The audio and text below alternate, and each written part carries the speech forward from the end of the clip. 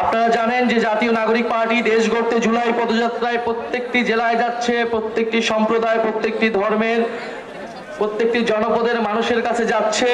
কারণ আমরা মনে করি একটি অন্তর্ভুক্তিমূলক গণতান্ত্রিক বাংলাদেশই আমাদের প্রত্যাশা, যেই বাংলাদেশে সকল ধর্ম, সকল জনগোষ্ঠী, সকল সম্প্রদায় আমরা একসাথে মর্যাদা নিয়ে সহ নাগরিক হিসেবে বসবাস করতে পারবো। সেই রকম একটি রাষ্ট্র আমরা চাই, সেরকম একটি বাংলাদেশ আমরা চাই। আমরা দেখেছি গত 50 বছরে বাংলাদেশকে নানাভাবে বিভাজিত করে রাখা হয়েছিল এবং এর যার বড় শিকার হচ্ছে এই পার্বত্য চট্টগ্রাম।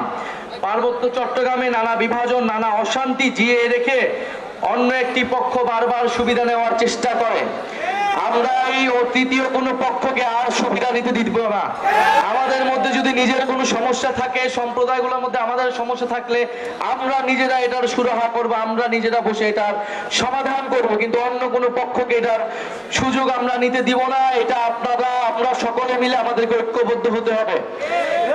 দ্বিতীয়ত, আমরা মনে করি যে বাংলাদেশে যে 72-এর সংবিধানের বিরুদ্ধে আমরা বলে আসতেছি যে মুজিববাদী সংবিধান, যেই সংবিধানে সকল জনগোষ্ঠীকে অন্তর্ভুক্ত করা হয়নি। বাঙালি জাতীয়তাবাদের নামে অবাঙালি জনগোষ্ঠীর সাথে এখানে বিভেদ তৈরি করে রাখা হয়েছে। ধর্ম নিরপেক্ষতাবাদের নামে ইসলামের সাথে অন্য ধর্মের বিভেদ তৈরি করে রাখা হয়েছে। আমরা সকল বিভেদের ঊর্ধ্বে গিয়ে সকল জনগোষ্ঠীকে মর্যাদা দিয়ে একটি সংবিধান তৈরি করতে চাই।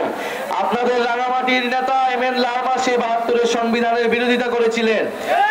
আমরা চাই যে মুজিববাদী সংবিধানকে বাতিল করে নতুন একটি গণতান্ত্রিক সংবিধান আপনি আমি মিলে বসে নতুন একটি চুক্তি আমরা তৈরি করব, যেখানে আপনার অধিকারও থাকবে, আমার অধিকারও থাকবে। আমরা জানি পাহাড়ি জনগোষ্ঠী, চাকমা, মারমা, তঞ্চঙ্গা, বম সহ অন্যান্য জনগোষ্ঠী তাদের ভাষা, ধর্ম, ভূমির অধিকার নিয়ে লড়াই করছে। অন্যদিকে যারা বাঙালি জাতিগোষ্ঠী রয়েছে তারাও নানান সুযোগ সুবিধা থেকে বঞ্চিত রয়েছে। আমরা উভয় সকল জনগোষ্ঠী এখানে নির্যাতিত, অধিকারহীন।